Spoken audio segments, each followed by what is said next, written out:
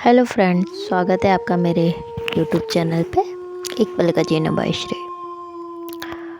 आज जो मैं हॉरर स्टोरी सुनाने जा रही हूँ वो एक गेस्ट हाउस में घटी घटना पे है, जो उत्तराखंड के ही किसी ने मुझे भेजी है।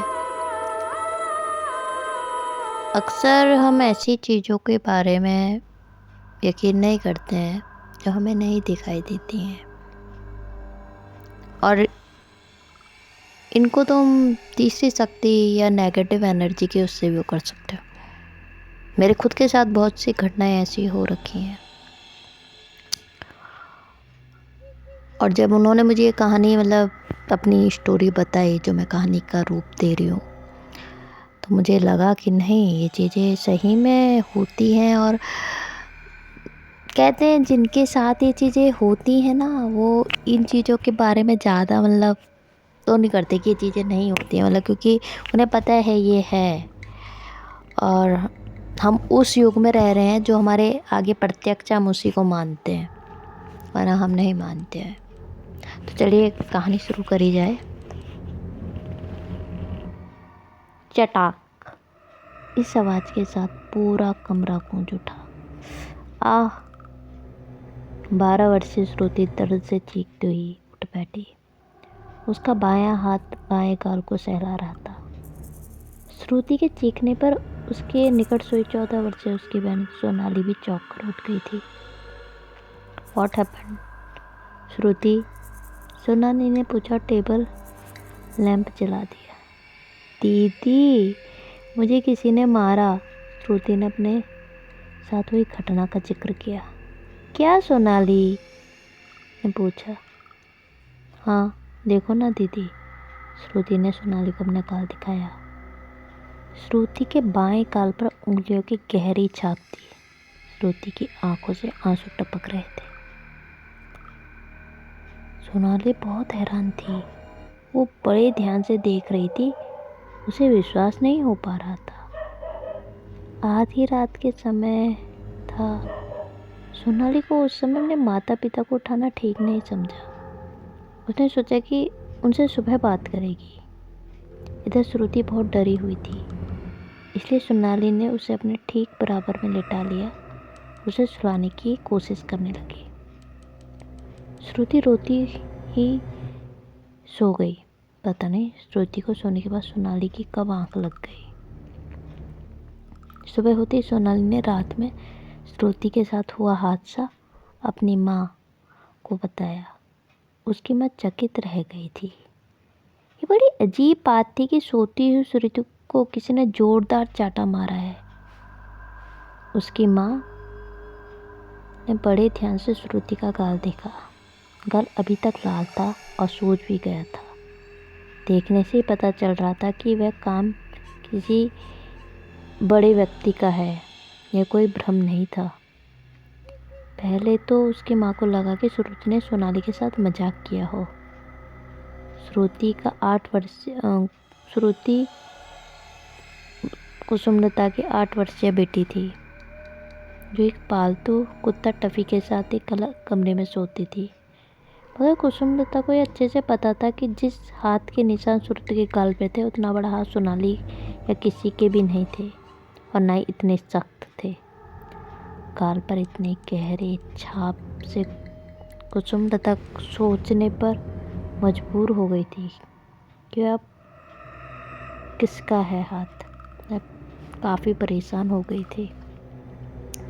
वह एक गेस्ट हाउस था जिसमें बने मकान में वे लोग 2 महीने पहले ही रहने आए थे। पहले उनके पास बहुत छोटा मकान और खेती के लिए कोई खास पर्याप्त ज़मीन नहीं थी। कई सालों के परिश्रम और धन संचय करने के बाद उन्होंने यह गेस्ट हाउस खरीदा था। यह गेस्ट हाउस गांव से काफ़ी बाहर था और थोड़ा पुराना भी। इस वजह से उन्हें यह जगह काफ़ी सस्ती पड़ी। वह दिन कुसुमलता के परिवार के लिए बहुत खुशी का दिन था। गेस्ट हाउस के पीछे की तरफ काफ़ी सारी ज़मीन थी। पूरे गेस्ट हाउस की साफ सफाई और रहने लायक बनाने इसे 1.5 महीने लग गए थे। इस काम में कुसुमलता के पति विमल किशोर ने भी उसकी पूरी मदद की थी। क्योंकि विमल किशोर एक किसान था और वह कुछ मजदूरों को अपने साथ लेकर खेती बाड़ी का ही काम करता था। कुसुमलता ने इस संबंध में अपने पति विमल को से बात की, मगर विमल ने उसकी बात पर खास ध्यान नहीं दिया। बल्कि विमल ने कहा कि नई नई जगह में है, होता है कभी कभी ऐसा, बच्चे इतने बड़े और खुले घर में रहने के आदी नहीं हैं, इसलिए भ्रम का शिकार हो रहे हो। इसलिए तुम चिंता ना करो, धीरे धीरे सब ठीक हो जाएगा। मुझे आज खेत में बुआई करने जाना है, मैंने ढेर सारे मजदूरों को बुलवाया है, इसलिए मुझे देर हो रही है, मैं बाद में बात करता हूँ, बाय। विमल ने फ़ोन रख दिया। कुसुमलता भीतर के कामों में को निपटाने लगी। शाम के समय कुसुमलता की कुछ सहेलियाँ उससे मिलने आ पहुँची। सोनाली अपनी छोटी बहन श्रुति के साथ उसके कमरे में खेल रही थी। सोनाली ने जब देखा कि उसकी माँ अपनी सहेलियों के साथ गपशप कर रही है तो किचन में चाय और नमकीन तैयार करने लगी। तभी अचानक सोनाली को ऐसा लगा जैसे उसके पीछे कोई खड़ा है। वह थोड़ा सहमी, लेकिन उसने हिम्मत से काम लिया और झटके से उसने पलट कर देखा तो वहाँ कोई भी मौजूद नहीं था। सोनाली ने चाय और नमकीन की ट्रे उठाई और माँ के पास बैठी उनकी सहेलियों को परोस दिया। कुसुमलता ने उसे देखा तो उसकी मुस्कान होठों पर तैर गई। उसने अपनी 12 वर्षीय बेटी पर गर्व हुआ। उसके बाद सोनाली अपने कमरे की सफाई करने चली गई। अब वे बेड की चादर ठीक ढंग से बिछाई रही थी, तभी उसे लगा कि बेड के एक कोने में कोई खड़ा है। सोनाली ने जैसे ही वहाँ पास जाकर देखा तो पाया कि कोई भी नहीं था। तभी उसे एहसास हुआ कि वह साया जो अभी बेड के उस कोने में था, वह अब दरवाजे के पास अपनी मौजूदगी का एहसास करवा रहा था। बढ़ते झटके से ऐसे हटे जैसे कोई उन्हें टकरा कर गया हो। सोनाली दौड़ पड़ी और वह बाहर की ओर लपकी, पर पूरा गलियारा सूना पड़ा था।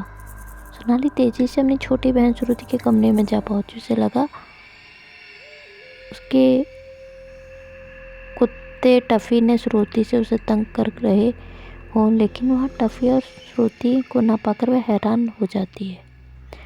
उसने कमरे के अंदर खिड़की से बाहर जाकर देखा तो श्रुति और टफ़ी तो बाहर खेल रहे थे। अब सोनाली को यकीन हो गया था कि घर में कोई अदृश्य शक्ति है जो अपनी मौजूदगी का एहसास करवा रही है, जिस पर अभी तक उसे भी अनजान है। रात होने पर सोनाली श्रुति अपने कमरे में जाकर सो गई। ठीक 2 बजे पिछली रात की तरह श्रुति की फिर से आँख खुल गई और इस बार किसी चांटा नहीं मारा था, बल्कि अपनी सांसें रुकती महसूस हो रही थी। अपने पेट व सीने पर किसी भारी वजन का एहसास हो रहा था। आगे का पार्ट मैं आपको कल सुनाऊंगी। अगर आपको ये कहानी पसंद आती है तो please like share and subscribe करें। एक सत्य घटना पे आधारित है। ये कहानी पूरी होगी तो ये किसके साथ घटी है और ये किसकी कहानी है वो मैं बताऊंगी, और मेरे साथ जो घटा है वो भी कहानी मैं जल्दी आप लोगों के साथ शेयर करूँगी। Thank you so much.